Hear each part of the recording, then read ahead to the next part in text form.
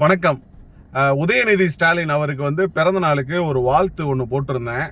அதில் சில பேர் புரியாதவங்க நிறைய பேர், ஏன் இவருக்கு நீங்கள் வாழ்த்து சொல்கிறீங்க?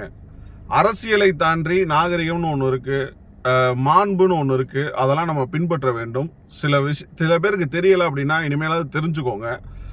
விஜய் அவர்களுடைய ஆதரவாளர் தான். நான் அதில் மாற்று கருத்தே கிடையாது. நான் எப்பயும் சொல்கிறது தான், 2026 தேர்தல் வரைக்கும் விஜய் அவர்களுக்காக மட்டும்தான் என்னுடைய குரல் இருக்கும். அதில் மாற்று கருத்தே கிடையாது. ஆனால் அதே நேரங்களில் மாற்று கட்சியை சார்ந்தவர்கள் அவங்களுடைய பிறந்தநாளப்போ நம்ம ஒரு மாணவர் அமைப்பு வச்சுருக்கோம், அனைத்து மாணவர் முன்னேற்ற அமைப்பு வச்சுருக்கோம், பல போராட்டங்கள் பண்ணியிருக்கோம். பல ரீதியாக அரசாங்கத்தை முறையிட்டப்போ எங்களுக்கு சில விஷயங்கள்லாம் பண்ணி கொடுத்துருக்காங்க. ஸ்டூடெண்ட்ஸ் ரிலேட்டடாக அமைச்சர்களை நம்ம சந்திக்கிறப்ப சில விஷயங்கள் பண்ணி கொடுக்குறாங்க. அப்படின்றப்ப எல்லார்ட்டையுமே நம்ம அரசியல் வேறு, தனி மனித பற்று பாசம் அது வேறு. எனக்கு இன்னொன்று குறிப்பாக அவங்கள்ட்ட சொல்லணும் அப்படின்னா, நான் விஜய் அவர்களுடைய தீவிர ரசிகன் கிடையாது. அந்த விஷயத்த நல்லா தெரிஞ்சுக்கோங்க. நான் அவருடைய ஒரு அடிப்படை தொண்டன். அரசியல் ரீதியாகத்தான் நான் விஜய் அவர்களை ஆதரிக்கிறேன். அதில் நீங்கள் புரிஞ்சுக்கோங்க. அதே மாதிரி எனக்கு யாரை பிடிக்கும் அப்படின்னாலும் அதை எக்ஸ்பிரஸ் பண்ணுறது என்னுடைய தனிப்பட்ட உரிமை. அதிலலாம் நீ அதை பண்ணக்கூடாது இதை பண்ணக்கூடாதுன்னு நீங்கள் சொல்லக்கூடாது.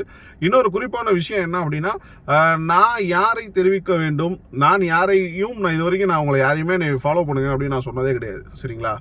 கிட்டத்தட்ட 2019 இப்போ வரைக்கும் மீடியாவில் ஃபுல்லாக பேசிகிட்டே தான் இருக்கும். நிறைய பேர் போராட்டத்துக்காக என்கிட்ட பேசியிருப்பாங்க, ஸ்டூடெண்ட்ஸ் இருப்பீங்க, பல ரீதியான என்னோட ஃபாலோவர்ஸ். ஒவ்வொரு போராட்டத்துக்கும் ஒவ்வொரு செட் ஆஃப் பீப்புள்ஸ் என்னை ஃபாலோ பண்ணுறாங்க. இப்போ ரீசெண்டாக விஜய் அவர்களை பேசுகிறப்ப ஒரு செட் ஆஃப் பீப்புள்ஸ் என்னை ஃபாலோ பண்ணுறாங்க. ஸோ நான் அடிக்கடி சொல்கிற விஷயம் ஒன்று தான், நீங்கள் விஜய் பற்றி பேசினா யாராக இருந்தாலும் நீங்கள் ஃபாலோ பண்ணுறது தப்பான விஷயம் தான். நீங்கள் என்னைய விஜய் பற்றி நான் பேசுகிறேன், நீங்கள் என்னை ஃபாலோ பண்ணுறதே ஒரு தப்பான விஷயம் தான்.